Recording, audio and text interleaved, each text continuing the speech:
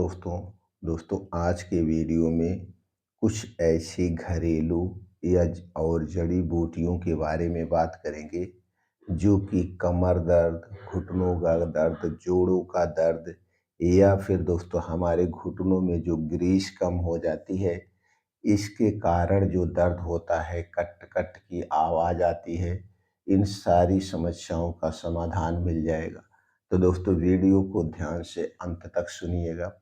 सुनने के बाद अगर आपके मन में कुछ और प्रश्न है तो आप कमेंट सेक्शन के माध्यम से पूछ सकते हैं। तो चलिए दोस्तों पहले जानते हैं हम कुछ कारण के बारे में, क्योंकि जब तक हम कारण के बारे में नहीं जानेंगे, समस्या का समाधान आसान नहीं होगा, फिर हम दवा हमेशा खाते रहते हैं।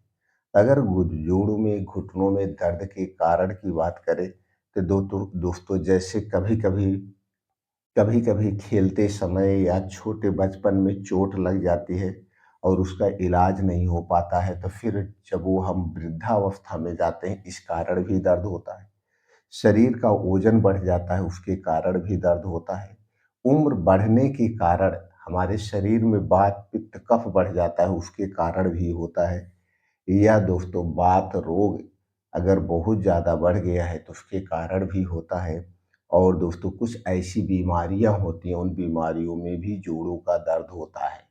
तो दोस्तों आपको देखना पड़ेगा कि आपके शरीर में कौन सी कमी है, और जो कमी है सबसे पहले उस कमी को दूर करना होगा और कुछ जांचें करवा लेना चाहिए अस्थायी समाधान के लिए, जैसे विटामिन बी 12 की कमी या फिर विटामिन डी की कमी, सीबीसी। इन जांच से पता चल जाएगा कि हमारे शरीर में कौन कौन सी कमियां हो रही हैं।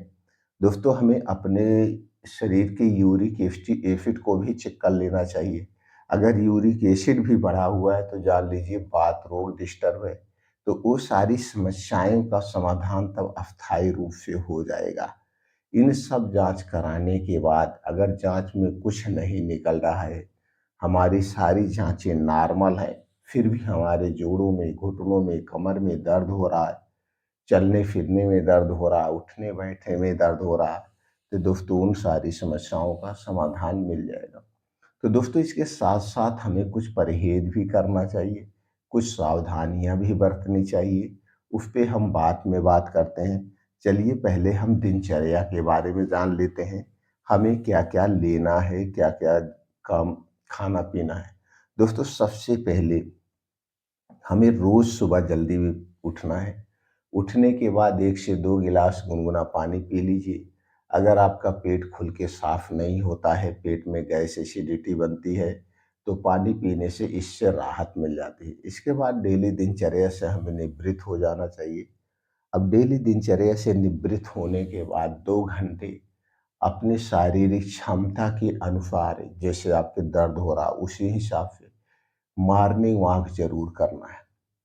मॉर्निंग वॉक करने के बाद वहीं कुछ योगा करिए, प्राणायाम करिए, मेडिटेशन करिए और कुछ शीर्षासन वगैरह जो आप कर सकते हैं करना है। और लास्ट में दोस्तों 10 से 15 मिनट का मेडिटेशन करना चाहिए। मेडिटेशन या ध्यान करने से दोस्तों इससे हमारे अंदर की जो नेगेटिविटी वो खत्म होती है, हमारे अंदर पॉजिटिविटी आती है। इतना काम करने के बाद जब हम घर पे वापस आएंगे तो दोस्तों मार्केट से एलोवेरा जूस लाइए। एलोवेरा जूस उस कंपनी का लाइएगा जिसका पला कांच के बोतल में हो। प्लास्टिक में रखा हुआ एलोवेरा का जूस मत लाइएगा। जिस कंपनी का कांच में हो उसी कंपनी का एलोवेरा जूस लेना है और इसे 30 ml जूस, 30 ml पानी, या आप अगर शरीर बहुत कमजोर है तो 15 ml, 15 से 30 ml के बीच में आपको लेना है। तो बीच का आप 20 ml ले सकते हैं। तो 20 ml एलोवेरा जूस, 20 ml पानी एक में मिला करके रोज सुबह खाली पेट लेना है। रोज सुबह खाली पेट लेना है। इस जूस को पीने के 2 घंटे के बाद, इस जूस को पीने के 2 घंटे के बाद आपको लेना है दोस्तों 25 ग्राम किशमिश, 25 से 50 ग्राम आप किशमिश ले लीजिए। 1 से 2 अंजीर ले लीजिए और 1 से 2 अखरोट लेना है। अखरोट लेना है और इसे अच्छी तरह से धुल करके किसी एक साफ बर्तन में, मिट्टी के बर्तन में रात को भिगो देना है। और इसी के साथ में दोस्तों अलग से बर्तन में, इसी के साथ में अलग से बर्तन में सफ़ेद तिल लेना है। सफ़ेद तिल में दोस्तों कैल्शियम प्रचुर मात्रा में पाया जाता है, और थोड़ा-सा चना लेकर के इसे अलग बर्तन में भिगो दीजिए धुल करके। अब दोस्तों जब उसके बाद आपको क्या करना है, किशमिश और अखरोट अंजीर का जो पानी है उसे आप पी लेना है, और जो सफ़ेद तिल और चने का पानी है इसे आप फेंक दीजिए। और ये सारी चीज़ें बैठ के सुबह खाली पेट, यानी कि एलोवेरा जूस पीने के 2 घंटे के बाद इसे आपको आराम से बैठ के चबा-चबा के खाना है। अब इसे खाने के बाद तब तक कुछ नहीं खाना-पीना है जब तक खूब अच्छी-सी भूख ना लग जाए। चाहे 3 घंटा बीत जाए, चाहे 4 घंटा बीत जाए, चाहे जितना घंटा बीत जाए, तब तक कुछ नहीं खाना-पीना है। अब इसे खाने के बाद दोपहर में आप वही खाना खाइए, आपके घर जो खाना बना हुआ है, घर का खाना खाइए। घर के खाने के 1 घंटे के बाद अगर आपके घर की दही है तो दोस्तों 1 कटोरी दही चाहिए। दही गाय या भैंस किसी की भी हो सकती है, लेकिन पैकेट की दही नहीं चाहिए। आपको 1 कटोरी दही चाहिए, और इसी 1 कटोरी दही में आपको मिला लेना है चूना। यही जो चूना जो पान में खाया जाता है, इस चूने को 1 गेहूँ के बराबर मिलाकर इस दही को आपको खाना है, दोपहर खाना खाने के 1 घंटे के बाद। अब दही खाने के बाद पानी-वानी कुछ नहीं पीना है। पानी-वानी कुछ नहीं पीना है। अब इसके बाद दोस्तों आप 2 घंटे के बाद कुछ आप खा पी सकते हैं। इसे लेना है, बस चूना किसे नहीं खाना चाहिए चलिए ये जानते हैं। दोस्तों जिसको पथरी की कभी शिकायत हुई हो या पथरी की शिकायत है, उन्हें चूने का प्रयोग नहीं करना है। वो चूने के स्थान पर थोड़ा-सा गुड़ मिला सकते हैं।